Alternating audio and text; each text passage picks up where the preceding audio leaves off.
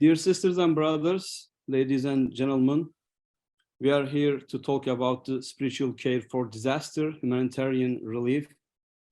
As you know, there was a huge earthquake in Turkey and Syria, and according to the news, there are more than 100,000 people died over there and injured people as well. So millions of people affected by the natural disaster, and it gave us inspiration to help people with this spiritual care as well, not just giving them money or some blanket or whatever they need. Also, they need some moral, emotional, psychological, and spiritual care.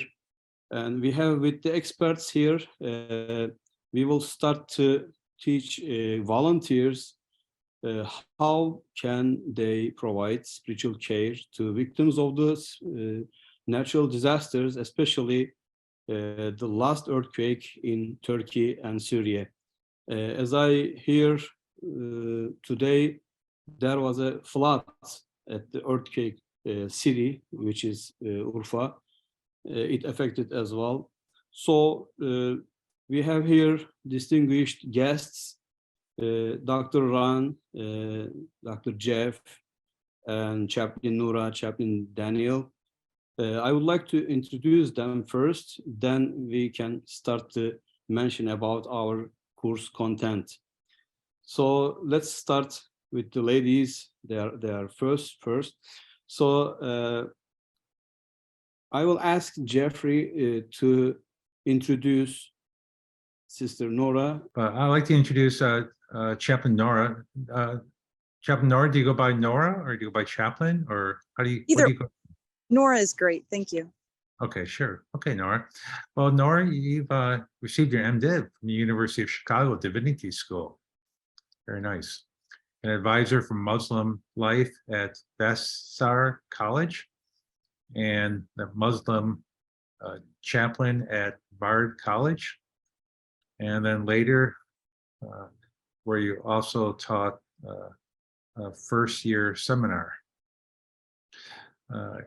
College chaplain at Dominican University, the first Muslim hospital chaplain at Tampa General Hospital. I'd like to hear more about that. And volunteered as a prison chaplain in both Chicago and Tampa. Sweet. Working on a second master's degree in MA in Islamic education from Bayan, housed within Chicago Theological Seminary, a recipient of the Muslimah, hope I said that right, Changemaker Scholarship at Bayan. Noura served as the secretary of the Association for Chaplaincy and Spiritual Life in Higher Education from 2021 to 22, and is a member of the Association of Muslim Chaplains, AMC, founder of My Muslim Chaplain. Welcome aboard. Thank you so much, Chaplain Ron. Pardon, is it okay if I begin, Chaplain Onur? Yeah, Jeffrey read your resume. He introduced. So such a colorful life. Yes. So would you like to mention about your teachings? What do you teach the students, trainees? Yes. Yes, thank you so much, Chaplain Jeffrey, for reading that. It needs to be updated slightly, but that's okay. Assalamu alaikum, everyone. Peace be upon you. Marhaban, marhaban. Again, my name is Noura Zaki, and I greet you with the greetings of peace. Peace be upon you, in Arabic and Turkish and English, of course. And I'm so honored and grateful and excited to be teaching you all with the Respect Graduate School course. And my theme will be talking about lessons from the Quran and spiritual purification, tazkiyat an-nafs, on how we can respond to moments like this, to events of suffering and how we can understand Islamic theology as such. So there's a beautiful verse from the Quran that I'm going to talk about in my course. I'll recite it in Arabic and then translate it. So Bismillah ar-Rahman ar-Rahim, God Almighty says in the Quran, وَلَوَبْلُوَنَّكُمْ بِشَيْءٍ مِنَ الْخَوْفِ وَالْجُوعِ وَنَقْصًا مِنَ الْأَمْوَالِ وَالْأَنفُسِ وَالثَّمَرَاتِ فَبَشِّرِ الصَّابِرِينَ الَّذِينَ يَقُولُونَ إِنَّ لِلَّهِ وَإِنَّ إِلَيْهِ رَاجِعُونَ. God Almighty says in the Quran, indeed, we will test you with fear, hunger, loss of crops, and loss of wealth, and give glad tidings to those who are sabirin. Sabirin is often translated as patient from the Arabic word sabr. Many scholars have translated it though as those who are resilient, those who find wisdom. And then the rest of the verse goes, those who say, to Allah we belong and to Him we are returning. So I'm going to talk about how we can understand that verse in the Quran and lessons from it. I'm also going to be talking about the idea of tazkiyat an-nafs, which means purification of the self, or we can't see life as only good and bad. We have to see life as braided. Life is braided with quote unquote good and bad. And how do we understand what good means and what bad means? These are questions that theologians from all religious and spiritual backgrounds have been asking for centuries, right? And again, in the Quran, we read from the second chapter of the Quran, the 30th verse, which is Surah Al-Baqarah, translated as the heifer, when God Almighty says that I'm going to create on earth humans and jinn. And the angels respond, how can you create a creature who will shed blood and spread corruption on earth? And God says, I know what you know not. This idea of us wanting to understand God's wisdom is something that it's important. And that's something that we're going to talk about in this class, is how can we cultivate a healthy spiritual relationship to God in the face of suffering, and not have a transactional relationship with God, that we only turn to God when things are good for us, and that when things get hard, we turn away, or we look to things as punishment. I know many people have said, oh, this earthquake is a punishment.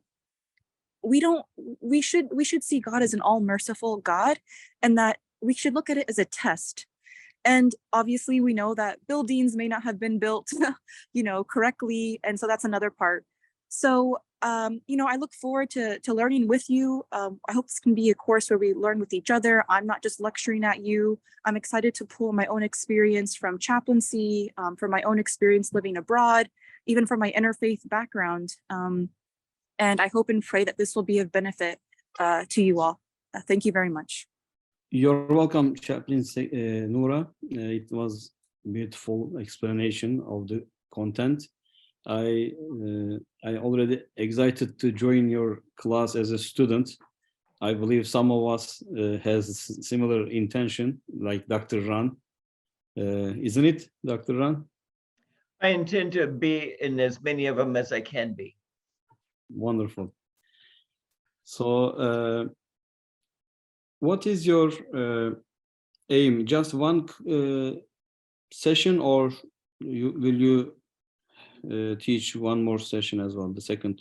I would, yeah. I mean, Chaplain Sakina and I are on conversation. I would love to teach too. I think what I really would love to do is to first see what comes out of the first one, and then kind of tailor it to make it as customized as possible to the second one, because I know that I've been hearing from a lot of people the theology of how Muslims and humans see. I feel like we need to understand if we're giving a life, if we're having a life giving or a life, what's the word I'm looking for?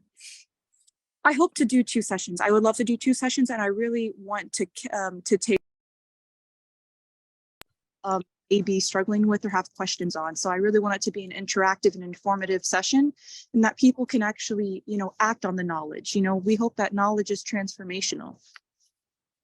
Wonderful.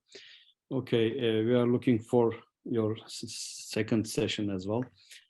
So Nora, are you in Chicago or are you in Tampa?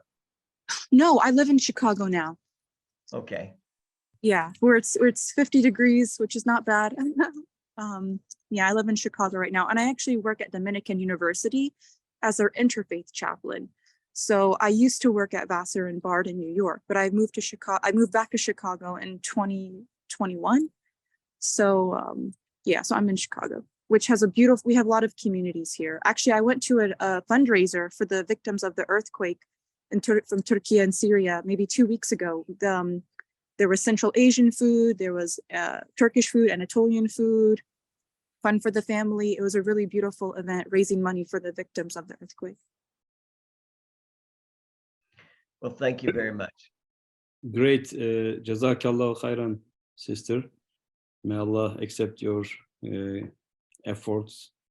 So I will ask you, Sister Nora, to introduce Jeff. Let me share Jeff's resume. Yes, here you go.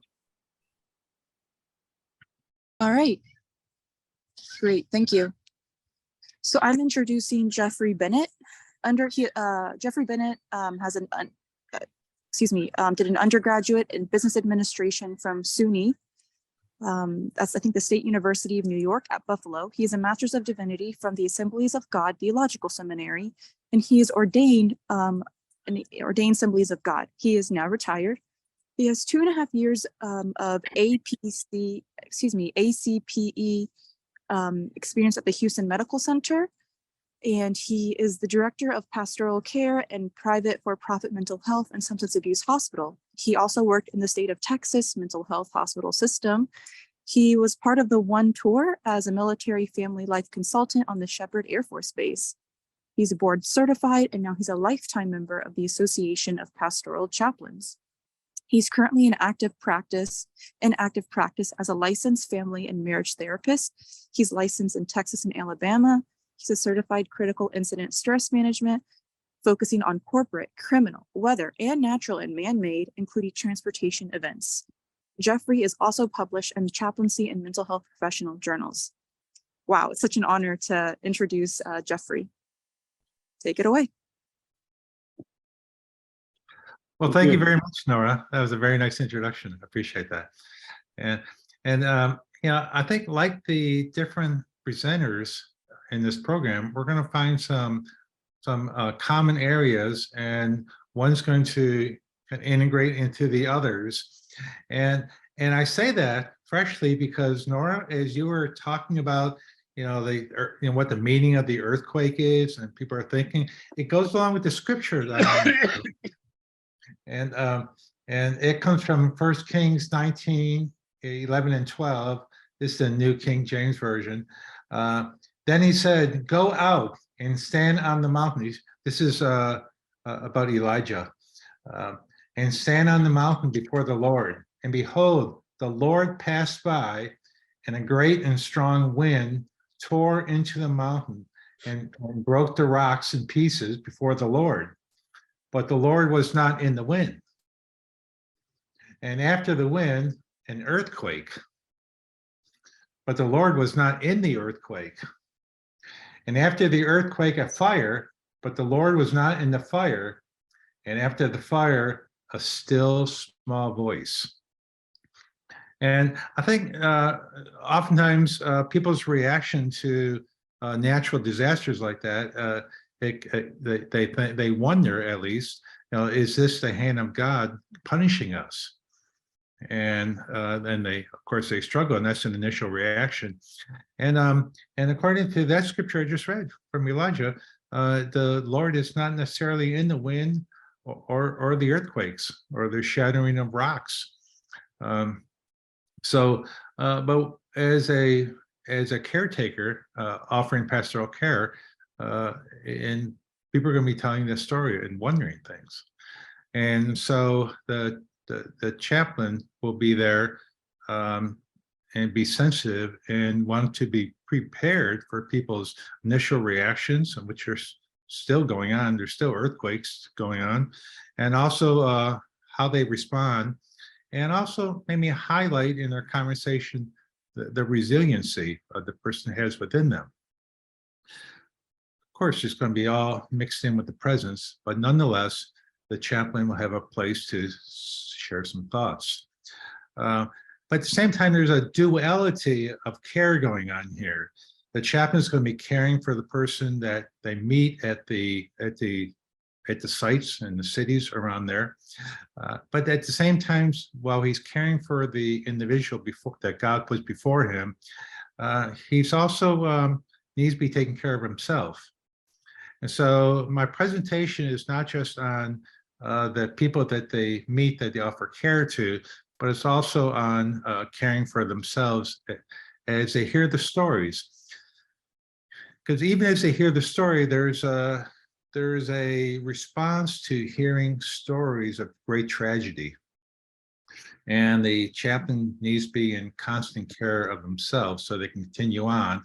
And then after they leave, they still need to continue the work within themselves.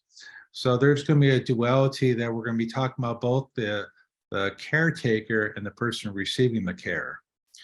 We're going to be doing both. And it's real important to tell the story, and the chaplain and everyone have a support group they can continue to share their stories with. So it's going to be kind of both about the person going through the trauma, as well as the person being the caretaker. And I'll be using some from my own personal experiences. I've been through many natural disasters from the wind. Also, I haven't been to an earthquake before, but they involved the wind and tornadoes. And I've been through many man-made disasters too. So I have a lot of examples of how people responded, and I'd like to include role-playing and hearing feedback from others as to how they might respond in such a situation. So that's what I offer. Thank you for the information regarding your course, your teaching. Now, do you have any question, Dr. Ran, Chaplain Daniel, to Jeff regarding his class? Okay, so I do not. Yeah. So we have Chaplain Daniel here. Maybe Dr. Ran would like to introduce him. Let me share Daniel's resume. Here we go. Welcome, Daniel. Hi.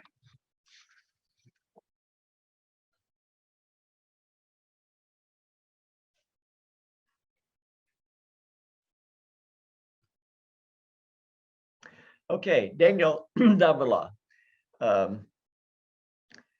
Daniel Davila is the former director of spiritual care at Austin State Hospital and is the supervisor training of chaplain interns at Austin State Hospital, as well as now with Respect Graduate School.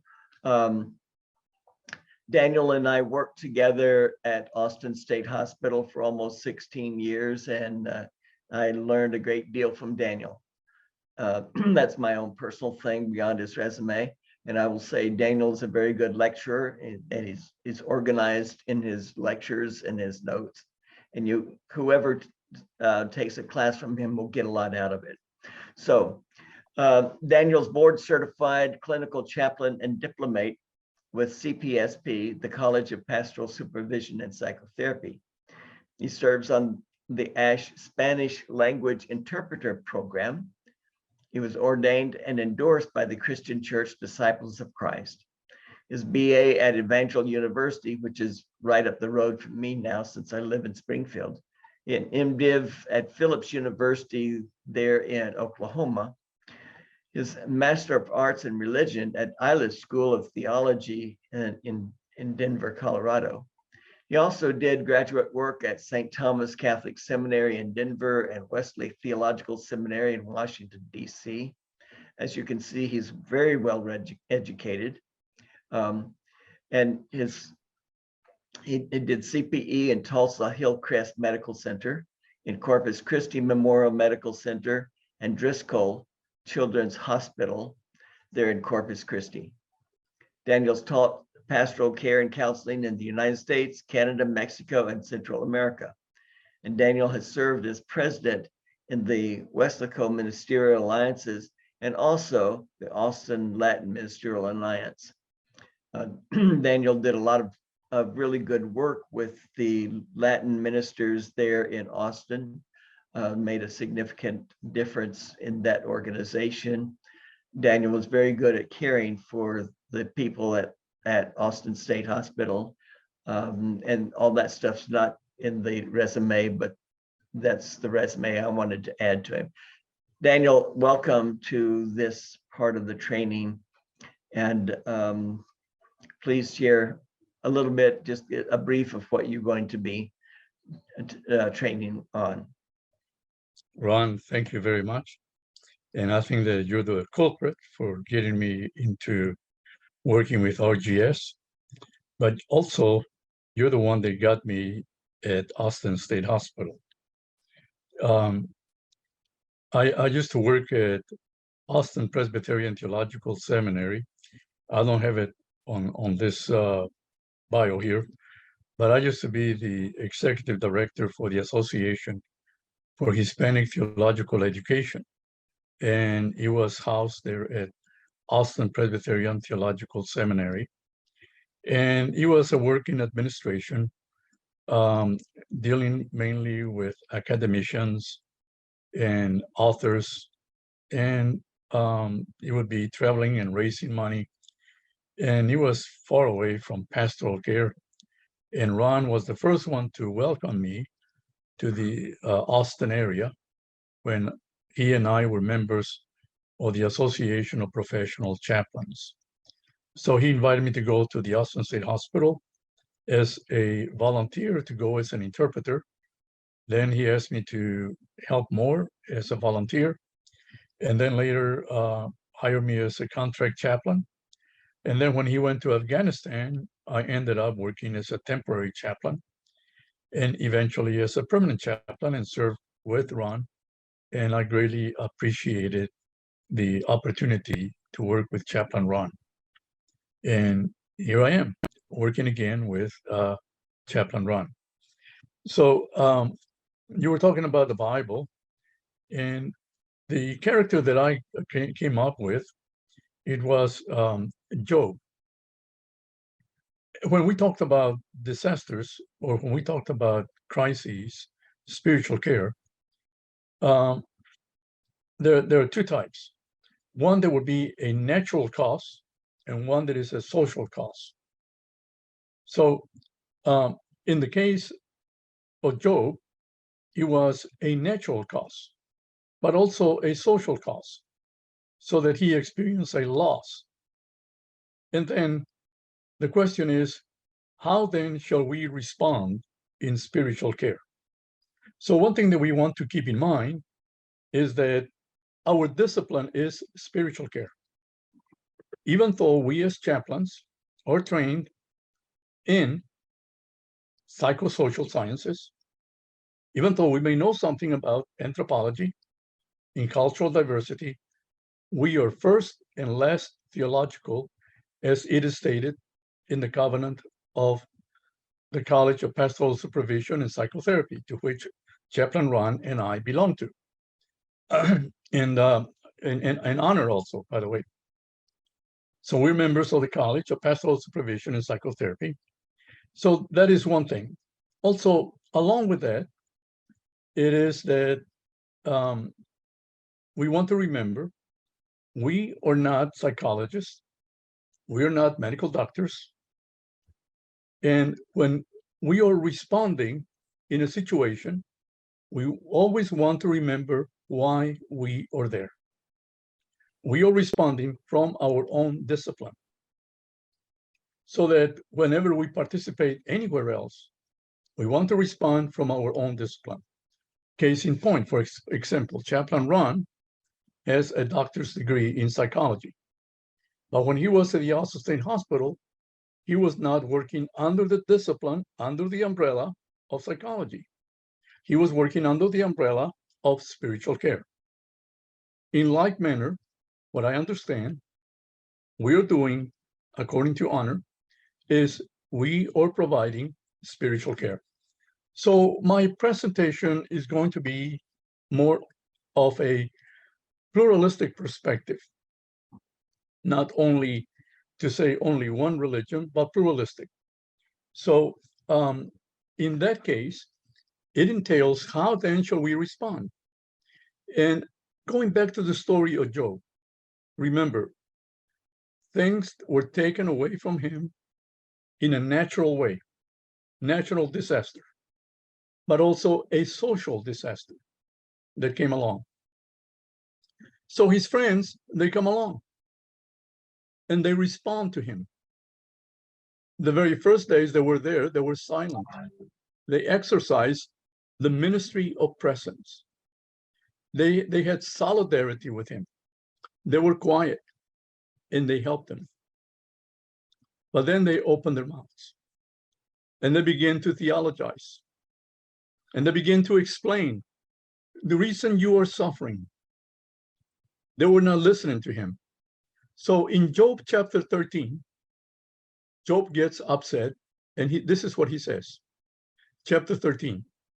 My eyes have seen all this. My ears have heard and understood it. What you know, I also know. I'm not inferior to you, but I desire to speak to the Almighty and to argue my case with God. You, however, smear me with lies. You are worthless physicians, all of you. If only you would be altogether silent. For you, there would be wisdom. Hear now my argument. Listen to the pleas of my lips. Will you speak wickedly on God's behalf? Will you speak deceitfully for him? Will you show him partially? Will you argue the case for God? Would it turn out well if he examined you? Could you deceive him as you might deceive a mortal? The main point here is, why are you defending God? And so, as spiritual caregivers, we're not going in there to defend God. We're going there to meet people who are hurting. Yes, they have their formal theology, but they have their operative theology. So when we are in the trenches and we experience pain and suffering, we may be shaken. And it is not our part to defend God, but to hear the pain. Not the pain, but to hear the suffering. Because the pain is the loss. And so in the presentation that I will have, it will be about not that we have the answer, but that we work together with them. So we will be working together with them. And that will be the purpose of doing this kind of work. I'm not sure if that's the hint that you want me to stop. We will start with you actually to the course 2 days later on Saturday, March 18th. So introduction to disaster, humanitarian, spiritual care. Maybe you will cover all of the topics with your introduction class, summarize them. So can you share your approach regarding the whole course? What do you say? I was just sharing it right now. Yeah, but that's what I was doing. That's my approach.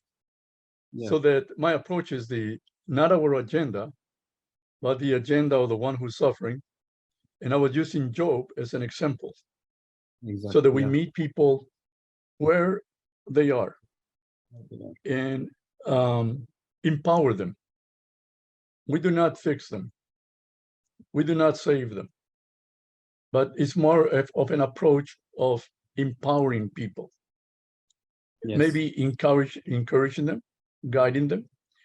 I like the idea of the principle from Gandhi, who said, do not give us fish. If you do, we'll starve tomorrow. But if you teach us how to fish, we will be able to keep on going. The other idea is that we need to be sensitive to people, meet them where they are, in their own culture, and be learners and let them teach us. So we are perfect strangers, intimate strangers, but let them guide us. So I'm not sure if I'm answering your question, Yeah, but that would be my approach. So it is one that we have used before, and that is not my agenda as a caregiver, but listen to the care receiver. And sometimes it may be that we don't say anything, but we are present. Does that help, Honor, or did you want more? Yes.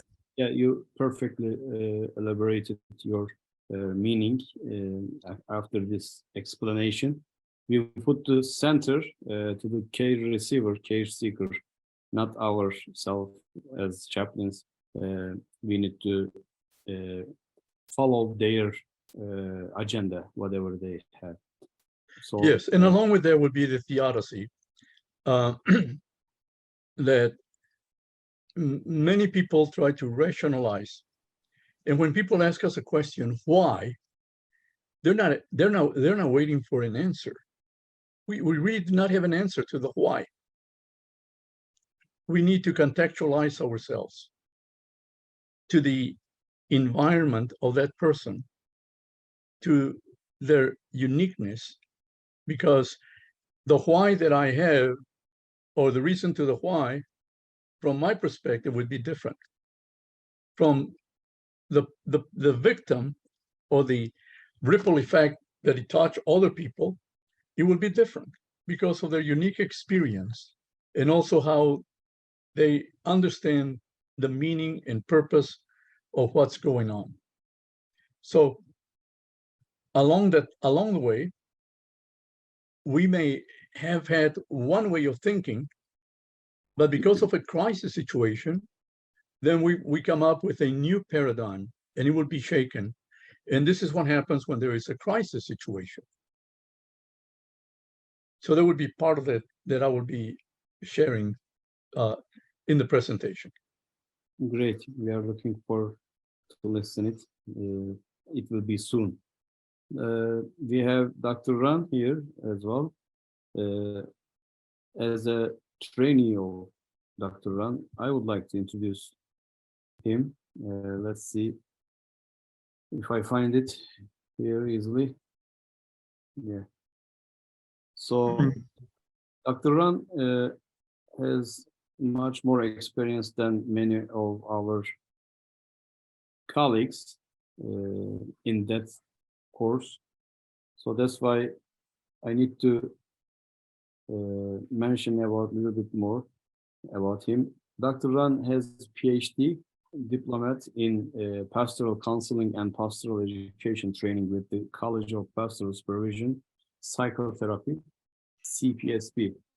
So retired chaplain, director, and the former director of spiritual care at Austin State Hospital. At Austin State Hospital since January 2002.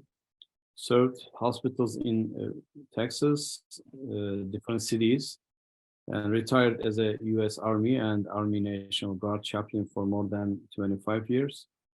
Master of Divinity from the Golden Gate Baptist Seminary in Mill Valley, California, and MA in Linguistics from the University of Texas, Arlington.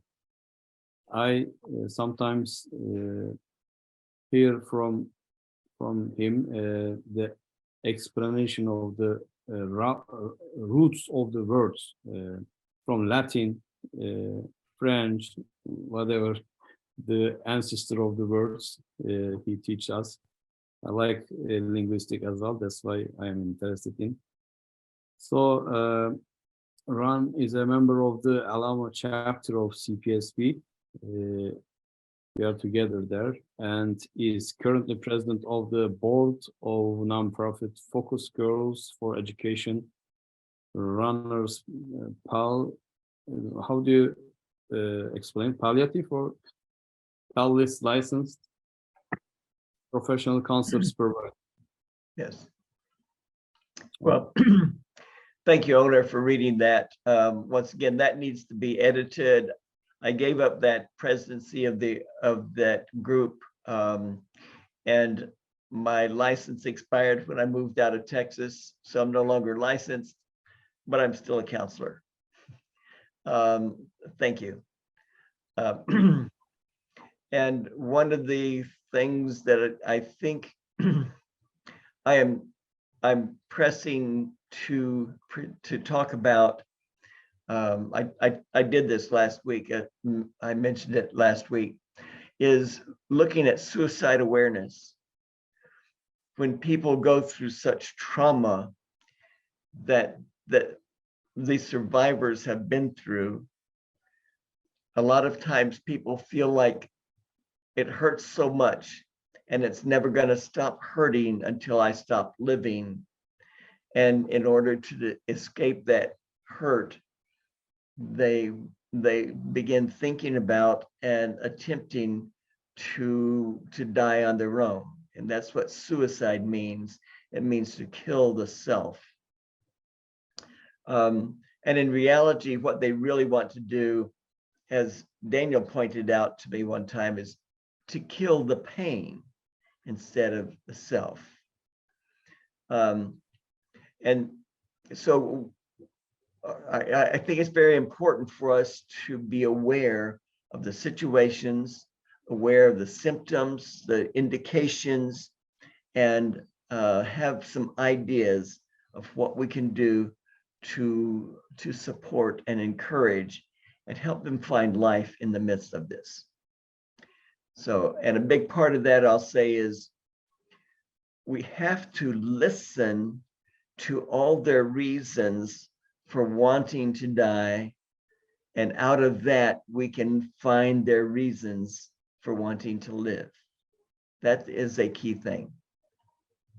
So thank you again, Onur, for organizing this whole training and for giving us the opportunity to be involved. It's my pleasure. Thank you.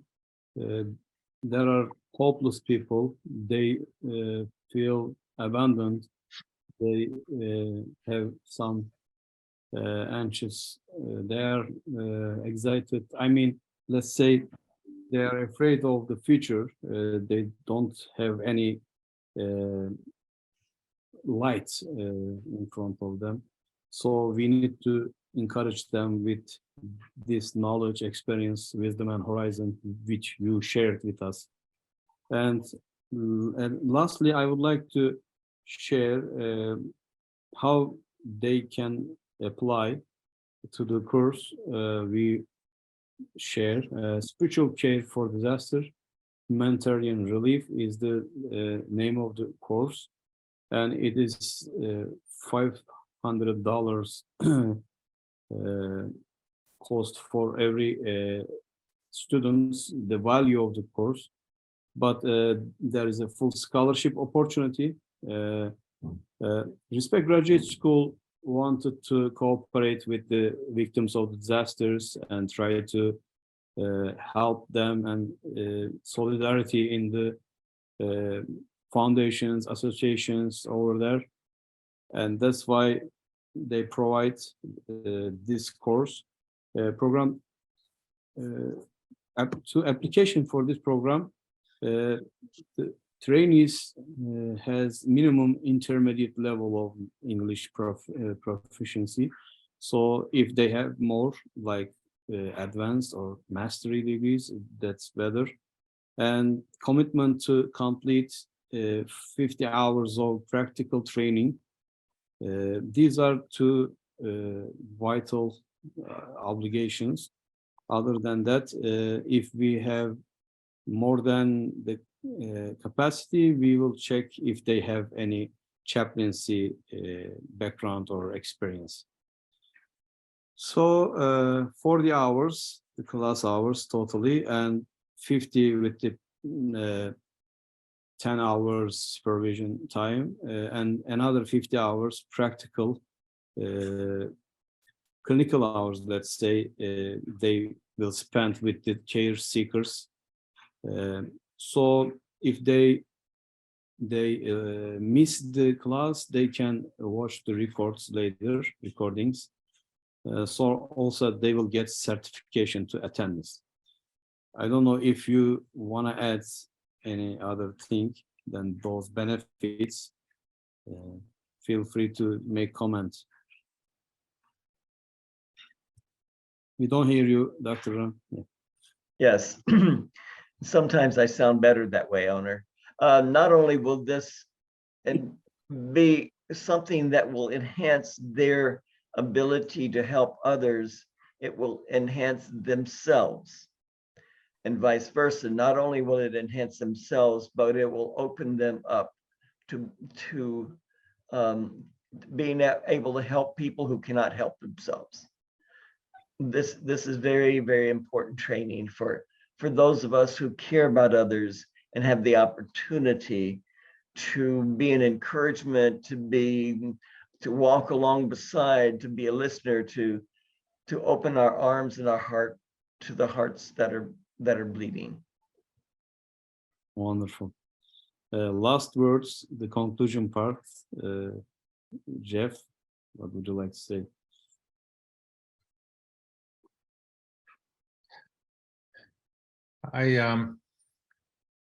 God puts us in certain places and calls us to be at places and to be with certain people. And as we listen to this still small voice in our spirit, that our ministry is just God is with us, and He's really moving. And there's people that are seeking to hear from a person of God, that hears from God, that knows God, and and I think that's often the most memorable part of what they experience in their recovery from the disaster. And I think that every person involved is offering pastoral care will be both humbled and also have that special feeling we have when we feel like we're right with God and serving God and giving to others. And that stays very memorable with us throughout our lives too. I can't imagine doing any better work than that, than what the people that are called to serve in this disaster, this earthquake. I'm proud to be part of it. I totally agree with you, and I believe the same. We are the representative of God and tools of God to use, provide care and relief the needy people over there. So thank you for your effort and contributions. I would like to say, may God don't give us again that opportunity to work this aim. I mean, this is not realistic prayer, but I feel like that. I don't want any disaster. That's human being weakness. If we lose some of our members of the family or loved ones, we feel that suffer and sadness and grief. And fortunately, we have some chaplains and some spiritual caregivers to help us where we need and when we need. So Daniel, your turn, and we are wrapping up now.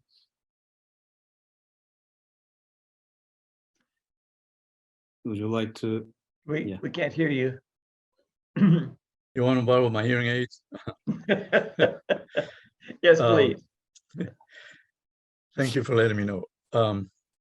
Yeah, thank you, Honor, for organizing something like this.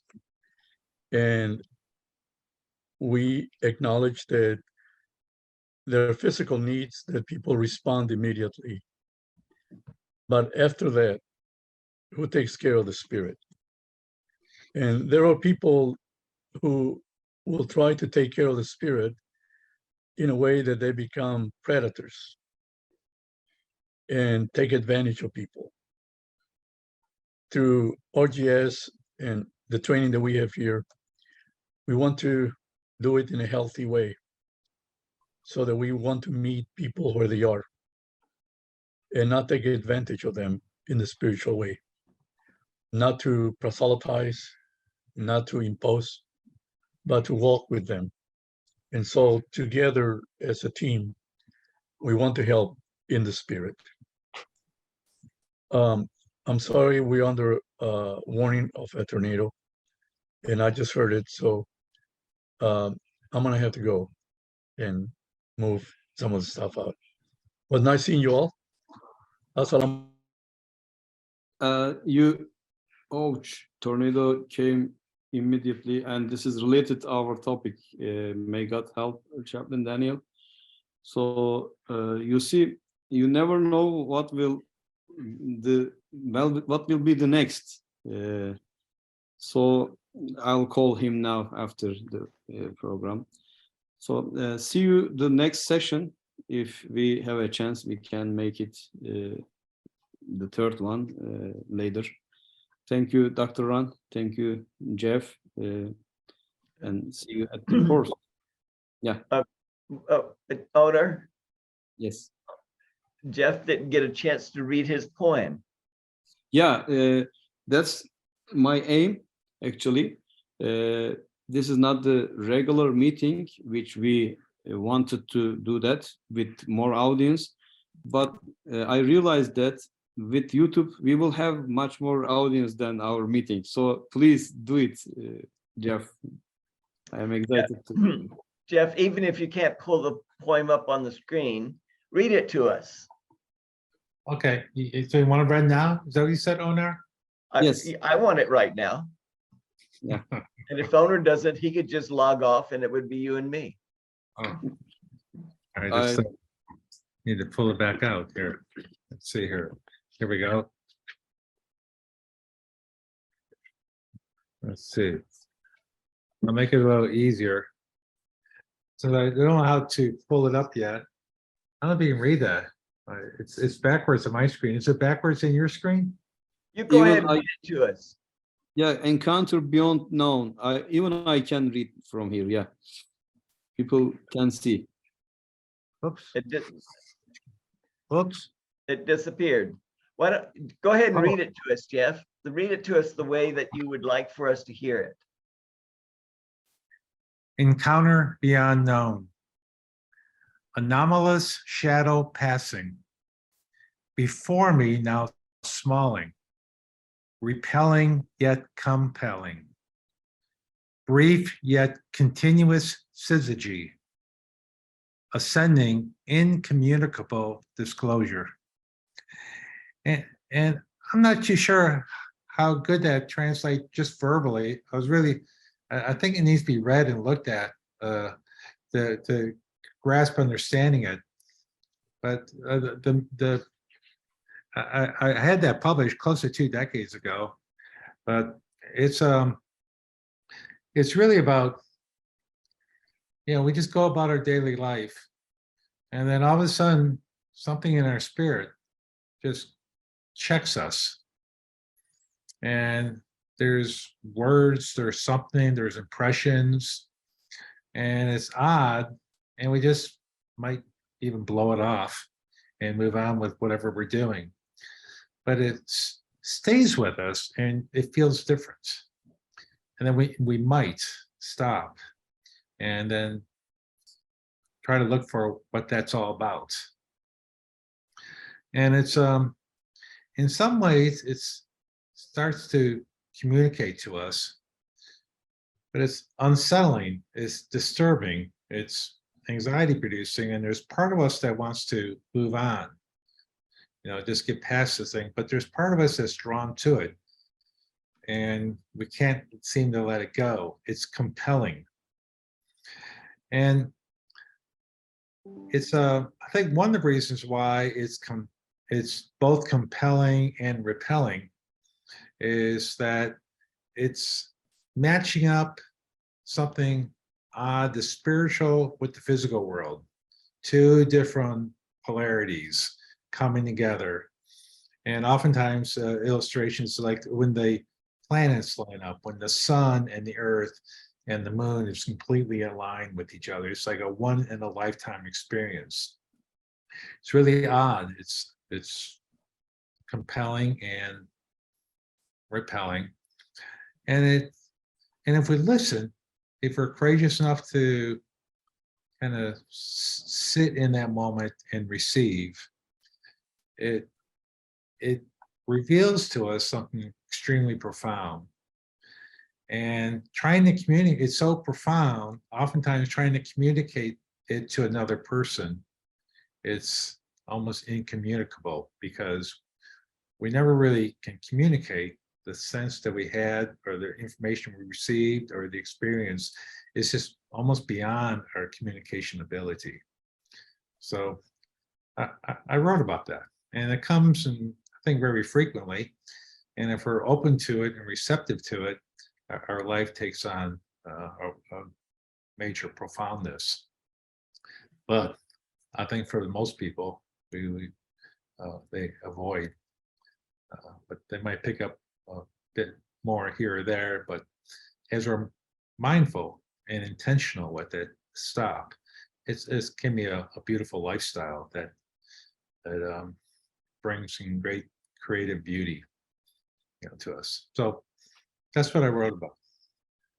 As you were describing that, Jeff, I had a thought about an example of the repelling and drawing.